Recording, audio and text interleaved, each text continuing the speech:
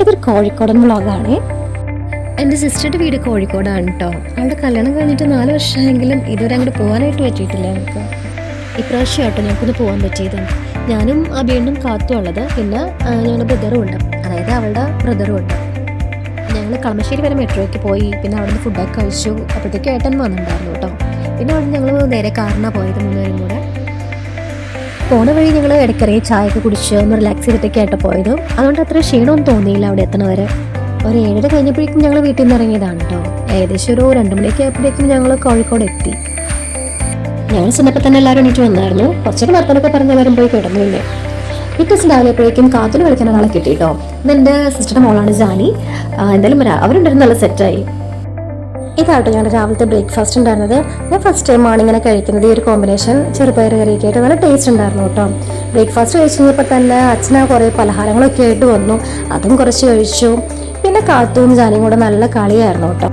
അത് കഴിഞ്ഞ് ഞങ്ങൾ ജസ്റ്റ് പുറത്തേക്കൊക്കെ ഒന്ന് പോയി കേട്ടോ. അപ്പോഴവിടെ നിറച്ചും കല്ലുമക്കായ ഇരിക്കുന്നുണ്ട്. പിന്നെ അതും കുറച്ച് വാങ്ങി. വീട്ടിൽ ചെന്നപ്പോഴേക്കും ഉച്ചക്കത്തെ ഫുഡൊക്കെ സെറ്റായിരുന്നു. ഞണ്ടും ചെമ്മീനും ചിക്കനും എല്ലാം ഉണ്ടായിരുന്നു. കോവയ്ക്ക് മെഴുക്കുവരട്ടി, അച്ചാറ് എല്ലാം ഉണ്ടായിരുന്നു കേട്ടോ. നല്ല ടേസ്റ്റി ഫുഡായിരുന്നു.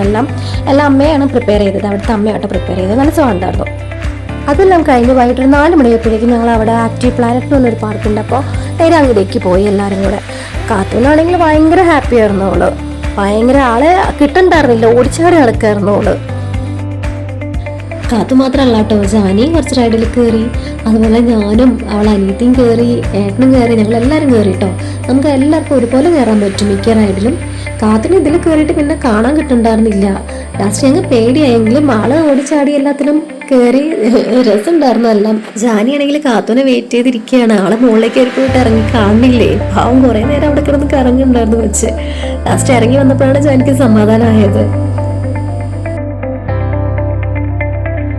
അവിടെ കുറേ നേരം കളിച്ചു കേട്ടോ. അവിടുത്തെ ആക്ടിവിറ്റീസ് ഒക്കെ കഴിഞ്ഞപ്പോൾ തന്നെ 6 ആയിരുന്നു. പിന്നെ അതിൻ്റെ തന്നെ സൈഡിലായിട്ട് വാട്ടർ പാർക്ക് ഉണ്ടായിരുന്നു കേട്ടോ, ആക്റ്റീവ് സ്പ്ലാഷ് പറഞ്ഞിട്ട്. അവിടെ രാത്രി 8 മണി വരെ ഉള്ളൂ.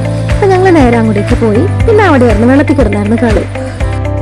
അവിടെ ഒരു 7:45 ഒക്കെ ആയപ്പോഴത്തേക്കും ഞങ്ങൾ ഇറങ്ങിട്ടോ. പിന്നെ എല്ലാവരും കൂടെ നേരെ വീട്ടിലേക്ക് തിരിച്ചു പോന്നു. ഞങ്ങൾ ചെന്നപ്പോഴേക്കും അമ്മ അവിടെ കല്ലുമ്മക്കായൊക്കെ വൃത്തിയായിക്കൊണ്ടിരിക്കുകയായിരുന്നു. പിന്നെ ഞങ്ങളും കൂടെ കൂടി.